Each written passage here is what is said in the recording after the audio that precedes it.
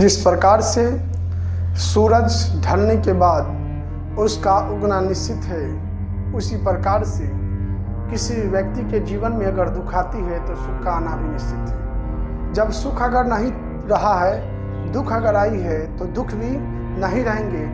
और हमें कभी भी संकट और समस्याओं में कभी भी उलझना नहीं चाहिए। वो संकट समस्या इसे बल्कि डट करके सामना करनी चाहिए और एक ना एक दिन वह दुख जो है कहीं ना कहीं सुख में जरूर बदलेंगे। Welcome to my channel Gupta classes.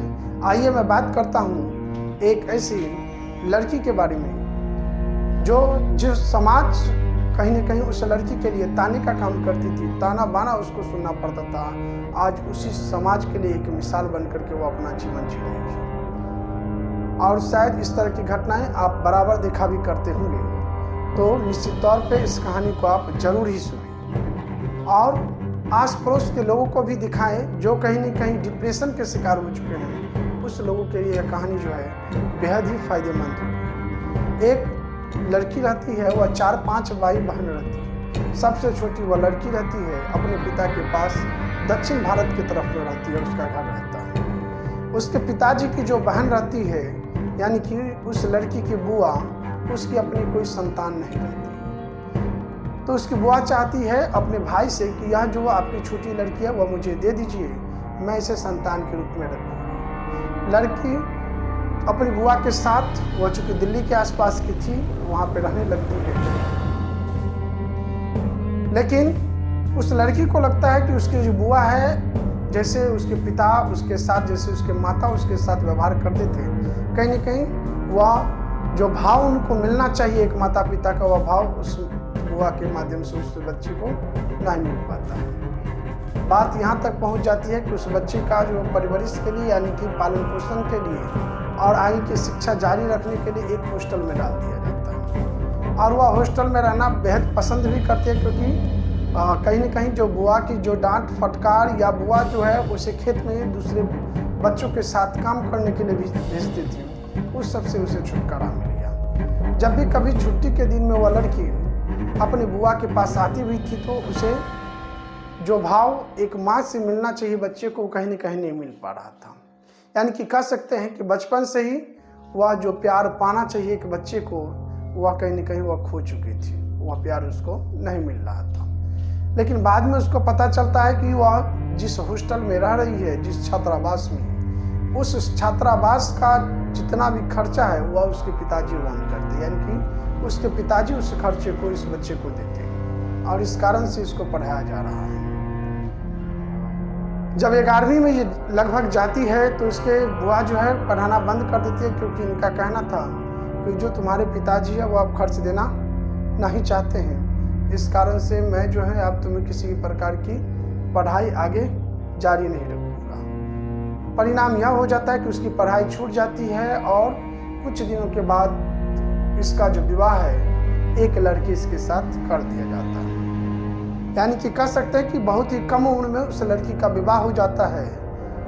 जो लड़का रहता है, बाद में पता चलता है शादी के बाद उस लड़की को, वह लड़का जो है सिगरेट का दुकान बस स्टैंड के किनारे चलाता है और बहुत ही ज़्यादा शराबी प्रकृति का वह लड़का रहता है। 2-3 दिन बुआ के घर पे शादी के बाद वो रुकती है, उसके बाद पुनः उस घर को छोड़ करके उस लड़की के साथ चले जाती है। उस लड़के के पास अपने घर तक की व्यवस्था नहीं थी और दुर्भाग्य सोचिए कि उस लड़की पे क्या बीत रही होगी। तो शायद उसकी किस्मत में यह बात लिखा होगा कि शायद मतलब बचपन में तो प्यार नहीं पाया, अब शादी के बाद भी शायद उसके नसीब से कहीं ना कहीं प्यार उठ चुका था। तो उसके जो पति थी उस लड़की को एक दोस्त के यहाँ लेकर के जाते हैं और उसके घर परिवार के साथ 1 साल तक गुजारते हैं। चूँकि लड़की समझदार थी, वह वहाँ पे अपनी परवरिश कर लेती है। 1 साल रहने के बाद फिर वह दिल्ली के आसपास के झुग्गी झोंपड़ियों में रहना चालू कर देती है। क्योंकि देखिए, कोई भी व्यक्ति आपको तब तक ही रखेंगे, मेहमान की तरह उसके यहाँ जाते हैं, मेहमान की तरह रहिए तो आपका स्वागत करेंगे। लेकिन आप उसको घर अगर बना देते हैं तो कोई भी व्यक्ति आपको बैठा करके नहीं खाएगा।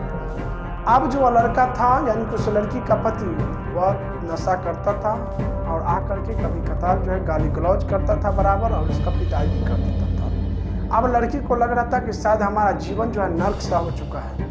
2-3 साल इस तरह से बीत गए और ताज्जुब की बात तो यह है कि उस लड़के ने उस लड़की को बताया कि तुम्हारी बुआ ने ऐसे ही फ्री में हमसे तुम्हारी शादी नहीं कराई है, बल्कि इसके बदले में तुमसे शादी करने के एवज में मैंने तुम्हारी बुआ को मोटी रकम दिया। बताइए कितना ऐसे समाज के लिए धुतकार होगा कि क्या बुआ भी ऐसे कभी काम कर सकती है।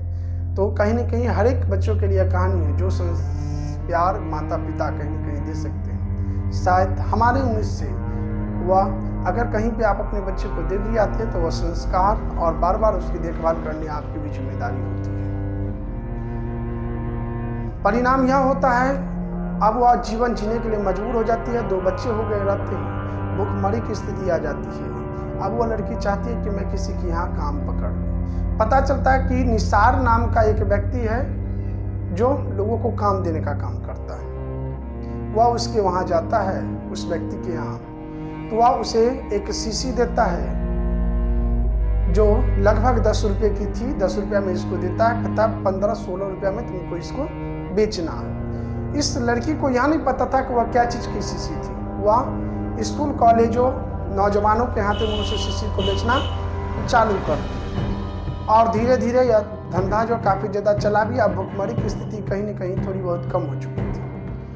लगभग 1000 शीशी के लगभग में वह बेचना चालू कर दी थी और अच्छे खासे मुनाफे अब उससे आना चालू हो गए थे। बाद में इस लड़की को पता चलता है कि यह स्नेक है जो कि नौजवानों को खोखला कर देता है। नौजवान जो है इसके लत में आ जाते हैं और बराबर जो है इसको लेते हैं। लेकिन इसके पास भी तो मजबूरी था क्योंकि उसको बाल बच्चे को पालने का था, दूसर का कोई रास्ता नहीं था। लगभग 20-25 महिलाओं के साथ यह भी इस काम को अंजाम दे रही थी। ताज्जुब की तो बात तब थी जब वहाँ के पुलिस वाले भी इसको देख करके नहीं पकड़ते थे और पुलिस वाले के सामने में वह उस शीशी को बेच दिया करती थी। उन्हें लगा कि ये पुलिस वाले हमें क्यों लड़की देख करके तो नहीं पकड़ रहे हैं, ऐसा होगा जो लड़की देखते होंगे तो नहीं कुछ कहते होंगे। लेकिन बाद में पता चला कि वह व्यक्ति जो इस लोग को सप्लाई करता था वह पुलिस वाले को मोटी रकम दे देती थी। यह कहीं ना कहीं एक प्रश्न चिन्ह भारत की पुलिस व्यवस्था पर भी उठाती है कि कभी भी अगर इस तरह का कदम आप देखते हैं तो कहीं ना कहीं भारत को नशा मुक्ति कराइए और भारत को नशा से बचाइए। और नौजवानों के लिए भी होना चाहिए कि आप नशा नहीं करें। लेकिन वह पता चल जाता है कि जो पुलिस जो है मोटी रकम लेती है, लेकिन अचानक पुलिस व्यवस्था जो वहाँ का जो प्रशासन व्यवस्था रहता है वो बदलता है। कोई सख्त पुलिस वाले जो वहाँ पे आ जाते हैं जो कि सख्त थे, पूरी नशाबंद करवाना चाहते थे। उन्होंने सबसे पहले वह व्यक्ति जो सबको सप्लाई करता था उसको गिरफ्तार कर लिए। गिरफ्तार करने के बाद उससे सारी कहानियाँ सुनी और पता चला कि जो 20-25 महिलाएं वो सब बेच रही है, उसमें यह लड़की का नाम सबसे पहले आया क्योंकि सबसे ज़्यादा सप्लाई यह कर रही थी। अब क्या हुआ कि पुलिस जो है इसके छानबीन में जुट गई। लड़की को यह बात का भनक लग चुका था और उसका जो पति था वह अब इतना बड़ा नशेड़ी बन चुका था कि वह शराब पीने का पैसा भी जो है इस लड़की से ही रोज का रोज मांगता था। अब जब अगर नहीं मिलता था तो वह हंगामे करता था। इस कारण से वह जो है उसको शराब का पैसा दे दिया करता था। वह अपने बच्चों का परवरिश भी अब अच्छे प्रकार से कर रही थी। इसको पता लग गया कि प्रशासन जो है बदल चुकी है। उन्होंने जो भी पैसा कमाया था उसको अलग कर दिया और प्रशासन ने अंत में इसको पकड़ लिया। लड़की को कोर्ट ने जो है पहले थाने में ले जाया गया। वहाँ पे इसके घर के खोजबीन की गई लेकिन कुछ सामान नहीं बरामद हुआ। चूँकि पुलिस जानती थी, कुछ पुलिस पुराने वाले जानते थे कि अब बेइज्जती थी, इस कारण से इससे जो है कुछ मोटी रकम मांग की गई। इन्होंने नहीं दिया, इस कारण से इसके जेब में कुछ स्नेक रख करके इसको फंसाने का कोशिश किया गया।